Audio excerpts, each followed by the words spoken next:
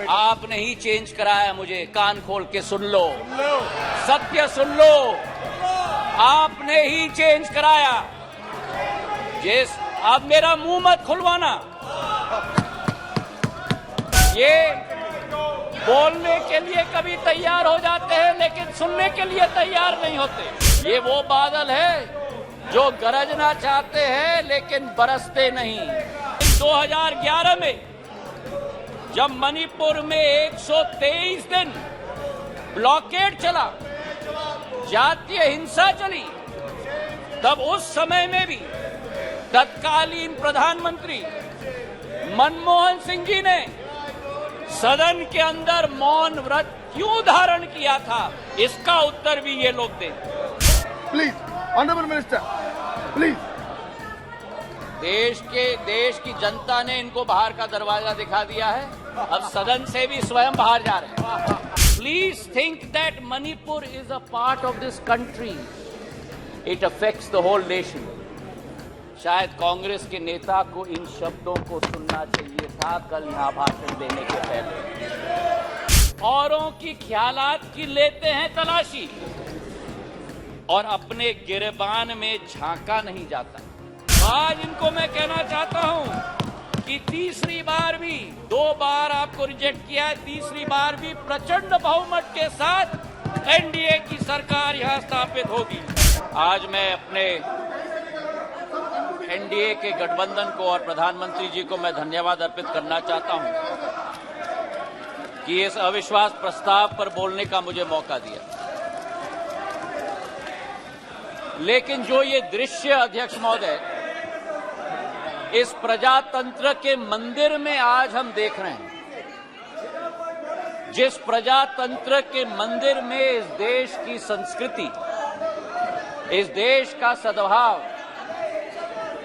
इस देश की विचारधारा निर्मित की जाती, जिस प्रजातंत्र के मंदिर से देश की 140 करोड़ जनता अपनी प्रेरणा लेती, उस प्रजातंत्र के मंदिर में ये स्पष्ट हो गया है अध्यक्ष महोदय कि इन लोगों को ना देश की चिंता है, ना प्रधानमंत्री के पद की चिंता है, ना राष्ट्रपति के पद की चिंता है।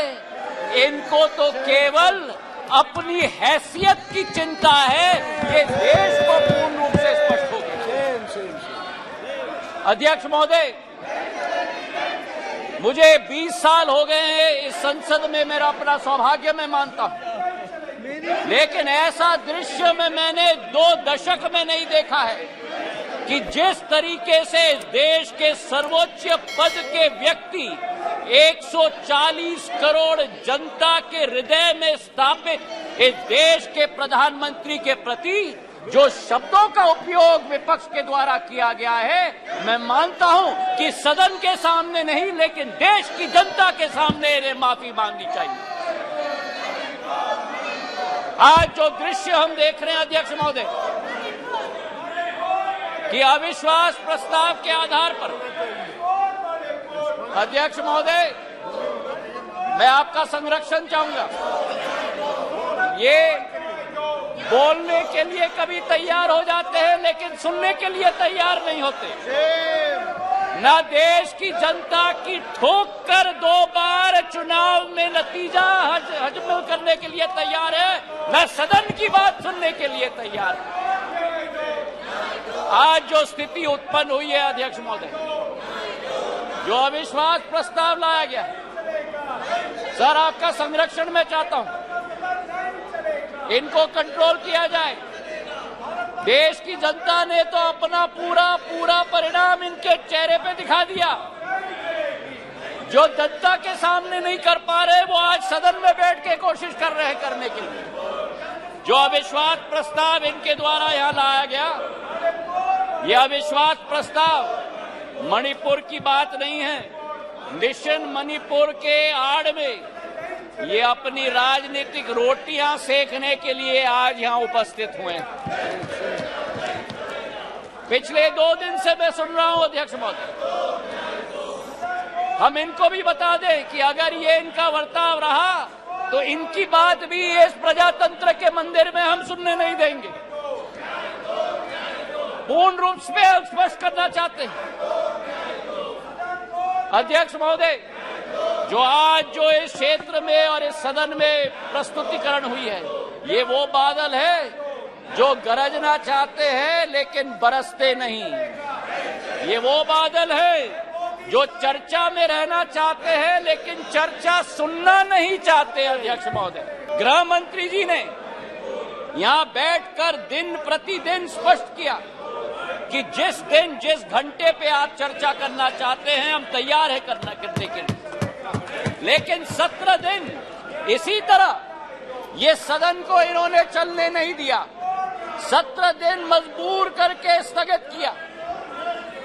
और आज अध्यक्ष सभापति महोदय, मैं स्पष्ट करना चाहता हूं कि जो ये लोग मौन व्रत की बात करते हैं, मैं इनसे पूछना चाहता हूं 1993 में जब मणिपुर की जातीय हिंसा में 750 लोगों की जान गई थी, तब तत्कालीन प्रधानमंत्री नरसिम्हा राव जी ने सदन के अंदर मौन व्रत क्यों धारण किया था?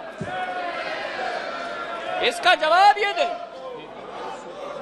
और केवल सन 1993 में नहीं, लेकिन 2011 में जब मणिपुर में 123 दिन ब्लॉकेड चला, जातीय हिंसा चली, तब उस समय में भी तत्कालीन प्रधानमंत्री मनमोहन सिंह जी ने सदन के अंदर मौन व्रत क्यों धारण किया था? इसका उत्तर भी ये लोग दें। तो सभापति महोदय, मैं आपसे पूछना चाहता हूं कि ये अगर दोगली राजनीति नहीं है, ये अगर पॉलिटिक्स ऑफ कन्वीनियंस नहीं है, तो क्या है? मैं पूछना चाहता हूं। आज सभापति महोदय, लोकतांत्रिक व्यवस्था पर मैं इनको भाषण नहीं दूंगा, लेकिन जो इनकी अवसरवादी सोच है उसका पर्दाफाश पूरे देश के जनता के समक्ष में रखना चाहता हूं। ये जो समूह है I.N.D.I.A. इस समूह में एक प्रोफेसर हैं जो मोरालिटी की बात करते हैं, सिद्धांतों की बात करते हैं, मूल्यों की बात करते हैं, लेकिन प्रतिनिधित्व वो एक ऐसे दल के करते हैं जिन्होंने भ्रष्टाचार की नई कीर्तिमान स्थापित की है। इस I.N.D.I.A. समूह में एक ऐसी समूह की नेत्री है जिस समूह की नेत्री सोचती है कि कश्मीर को भारत के साथ जोड़ना सबसे बड़ी भूल है। ये इनका असली चरित्र है। मुझे लगता है आप बहाना ढूंढ रहे हैं बाहर जाने का। ये उचित नहीं है, ये उचित नहीं है। कार्यकर्ता ने आपने अविश्वास प्रस्ताव लाया, उसका उत्तर सुनिए आप। ये बिल्कुल मर्यादाहीन व्यवहार करना, उसके बाद वॉकआउट करना, ये लोकतांत्रिक संसदीय व्यवस्था की दृष्टि से उचित नहीं है। नो, बिल्कुल गलत बात है ये। आपका इस प्रकार से बहाना लेकर के बाहर जाना, ये बिल्कुल संसदीय व्यवस्था का अपमान है। ये बात करवा करके नोट करिए आप लोग, प्लीज। Honourable minister, please.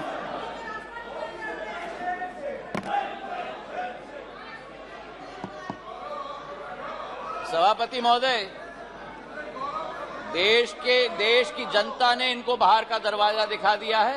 अब सदन से भी स्वयं बाहर जा रहे हैं।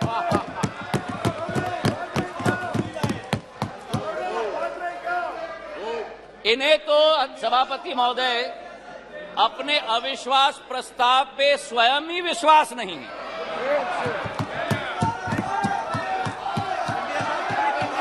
सुन लो, धैर्य रखो और सुन लो। इतने उत्तेजित मत हो। जो देश की जनता ने परिणाम दिया है वो स्वीकार करो। अब सभापति महोदय, इनके जो एक समूह है I.N.D.I.A. घमंडिया समूह, उस समय में समूह में आम आदमी पार्टी के कार्यकर्ता ने स्वयं यूपीए सरकार पर 2G और कोल स्कैम का PI लगवाया और आज कांग्रेस का हाथ आपके साथ। ये स्थिति अंदर की बात। और वही स्थिति सभापति महोदय हमारे टीएमसी के साथी यहां बैठे हुए थे, जिस टीएमसी के बारे में अधीरदा रोज इस सदन में लपक लपक कर भ्रष्टाचार की बात करते थे, चिटफंड की बात करते थे, अपने संसदीय क्षेत्र में कार्यकर्ताओं की कत्लों की बात कर रहे थे, आज वही कांग्रेस पार्टी और वामपंथी दल हाथ में हाथ उस टीएमसी के साथ मिला रहे हैं सभापति महोदय। तो ये इनकी असलियत है। और जो मैं कहना चाहता हूं सभापति महोदय कि अगर इन लोगों को अपने गठबंधन में एक दूसरे के विरोधी होकर भी सत्ता के लालच के साथ पूरे तरीके से कुनबे की तरह साथ में आ रहे हैं। आरजेडी और जेडीयू की बात करें, लालू प्रसाद यादव जी पर जो रोजगार का आरोप लगाया था, जमीन पर रोजगार का एक्ट का आरोप लगाया था, वो जेडीयू के वर्तमान के अध्यक्ष ने स्वयं सीबीआई को सबूत अपने हाथों से दिलवाया था और आज दोनों हाथ में हाथ मिलाकर चल रहे हैं। ये संविधान बचाने की बात करते हैं सभापति महोदय, ये क्या अपना ईमान पहले बचा पाएं, उसका उत्तर देश की जनता को दें। आज सभापति महोदय विचित्र स्थिति है। आ गए, ये नाटक कर रहे थे। आ गए क्या नाटक करते हो? आपका स्वागत है। अंदर जाता है। बहुत बढ़िया ड्रामा कर रहे हैं। आपका स्वागत है। आज बड़ी विचित्र स्थिति है सभापति महोदय कि जिनके दिल नहीं मिलते वे दल मिल चुके, जिनके दिल नहीं मिलते वे दल मिल चुके हैं और जिनके इतिहास में वैचारिक या व्यवहारिक संबंध या सिद्धांतिक संबंध न हो, वो आज लोकसभा चुनाव के लिए एक साथ होकर लोकतंत्र बचाने की आवाज लेकर आज सदन में आए। जहां मणिपुर हिंसा की बात की गई सभापति महोदय, इस मणिपुर की घटना का इस्तेमाल या मैं कहूं दुरुपयोग करके अपना लॉन्च पैड बनाने की ये कोशिश कर रहे हैं। जो मणिपुर में घटना घट रही है ये निंदनीय है, घोर निंदनीय है। कोई भी भारतीय नागरिक इसका सपोर्ट नहीं कर सकता। हम सबके लिए ये घोर निंदनीय घटना है। लेकिन अध्यक्ष महोदय, सभापति महोदय, अगर भारत के इतिहास के काले पन्ने पलटें तो मैं पूछना चाहता हूं, सन 1964 के बंगाल के दंगे के समय में ये मौन क्यों थे? और अगर सन 1964 की हम बात न करें तो सन 84 के सिख दंगों के समय में जब 4000 हमारे सिख भाई बहनों को जिंदा जलाया गया था, तब ये मौन क्यों थे? मेरठ के सन 87 के दंगों के समय में ये मौन क्यों थे? और सन 1990 से 30 साल जो कश्मीर में 40,000 लोगों की मौत हुई और कश्मीर जल रहा था, तब ये मौन क्यों थे? और मैं अधीर रंजन जी का जो शब्द था, जो अंग्रेजी का कोटेशन उन्होंने दिया, इन सभी समय में एवरी मॉर्निंग सभापति महोदय, new widows were हाउलिंग, every morning new children were crying, every morning new houses were falling. और मूक दर्शक के रूप में हमारे ये साथी बैठकर सरकार में बैठे हुए थे। आज यहां बैठकर गौरव गोगोई जी ने, सबर रखो, सबर रखो, आराम से सुनो, सबर रखो, थोड़ा सीख लो। गौरव गोगोई जी ने आसाम अकॉर्ड की बात की। जिस आसाम अकॉर्ड की बात की उस आसाम अकॉर्ड का क्रियान्वयन कांग्रेस की सरकार ने कभी की? आज मैं पूछना चाहता हूं कि हमारे पड़ोसी देश बांग्लादेश के साथ 68 वर्षों में हमारे बॉर्डर को निर्धारित नहीं किया था।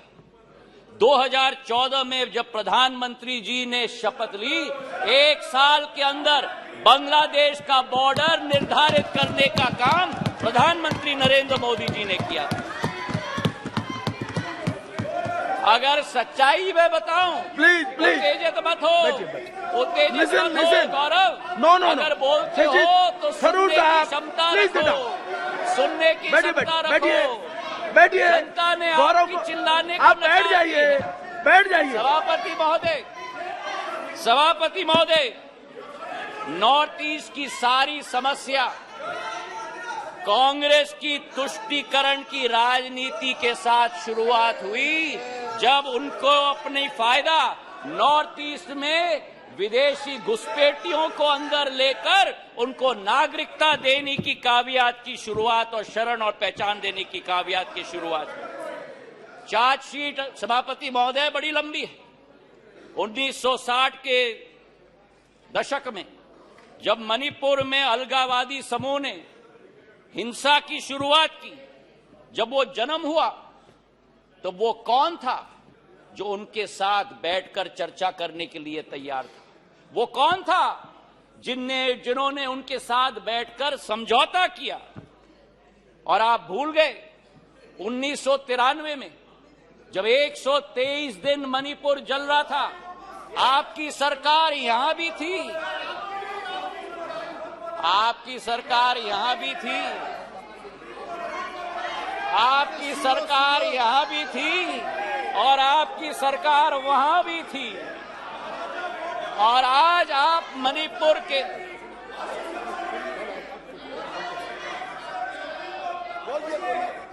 और आज सभापति महोदय अधीर दा उठकर कह रहे थे कि मणिपुर के सांसद क्यों नहीं बोले।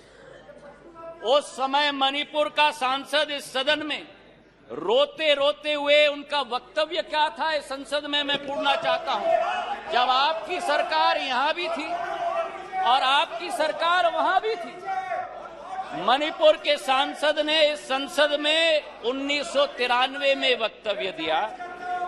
उन्होंने कहा, and I quote, the state government is helpless, it has no funds, the state government cannot even afford to purchase weapons for the security persons to fight the insurgents.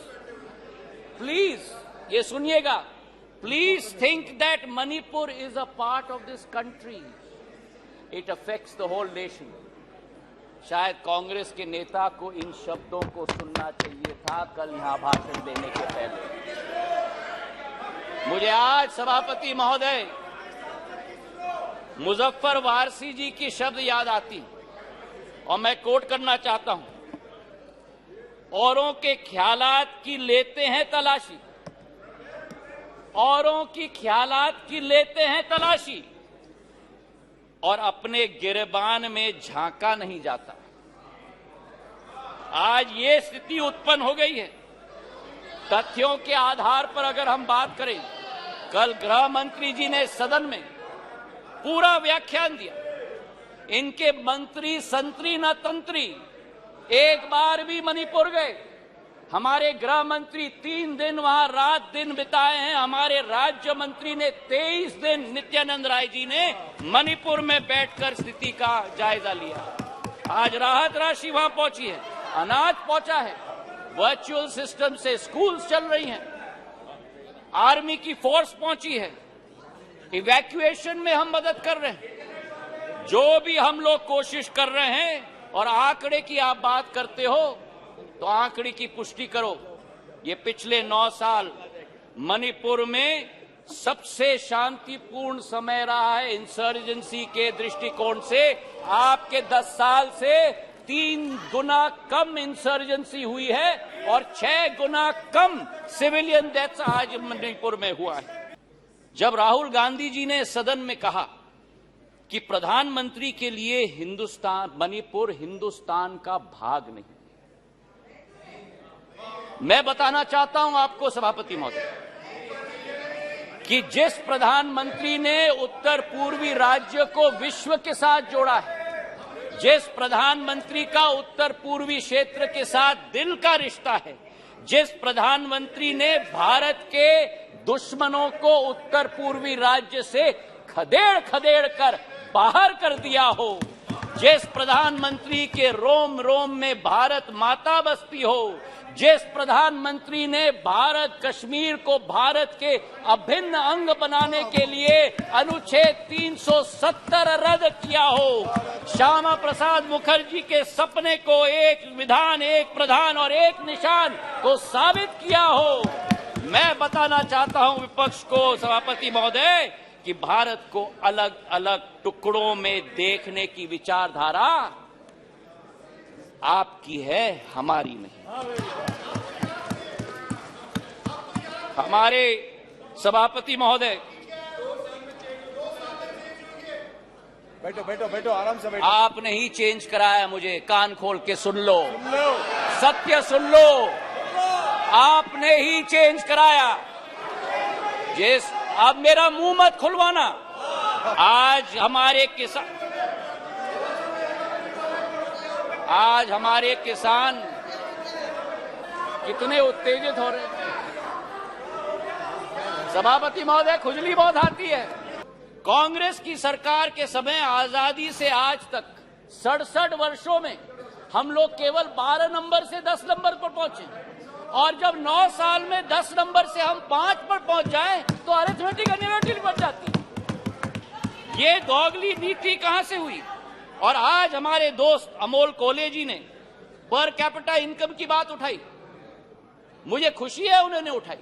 आपको आश्चर्य होगा सभापति महोदय ये सुनते हुए कि भारत 67 सालों में भी सब साउथ अफ्रीका की पर कैपिटा इनकम को हमने पार नहीं किया जब इनकी सरकार होती थी।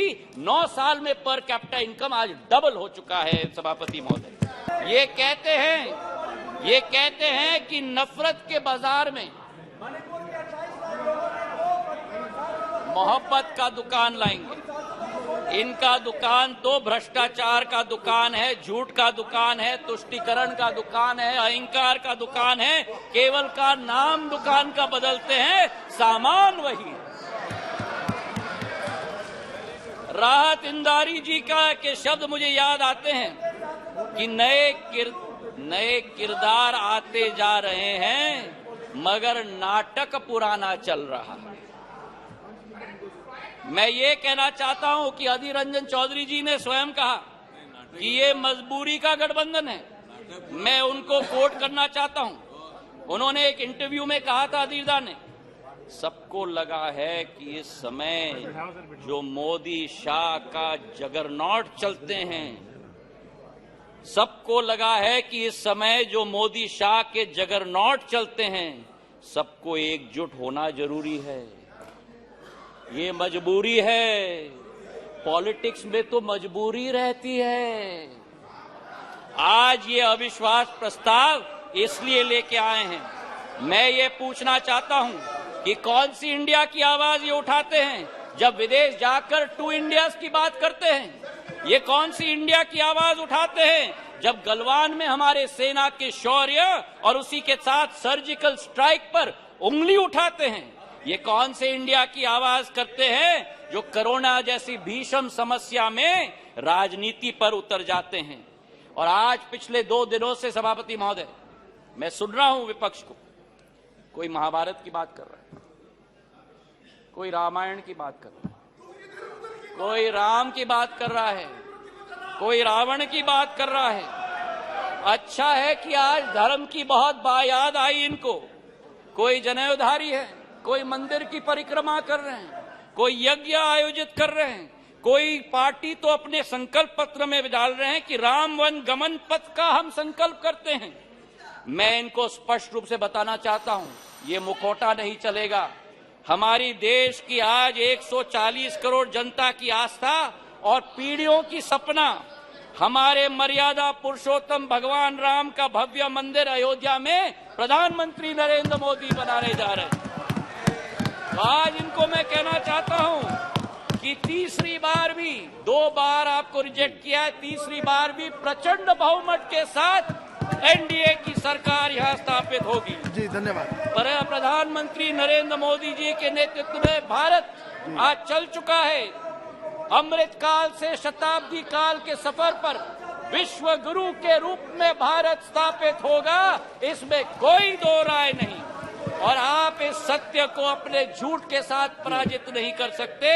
मैं अंत में 4 लाइन करके अपना बात समाप्त करता हूं। नागफनी पुष्प दे नहीं सकते, नागफनी पुष्प दे नहीं सकते, भ्रष्टाचारी जनहित सोच नहीं सकते। नागफनी पुष्प दे नहीं सकते, भ्रष्टाचारी जनहित सोच नहीं सकते। आपातकाल लगाने वाले संविधान की रक्षा कर नहीं सकते। जनता विरोधी की जिनका रहा है इतिहास, कितने भी चेहरे बदल ले, कितने भी चेहरे बदल ले, जनता के हो नहीं सकते।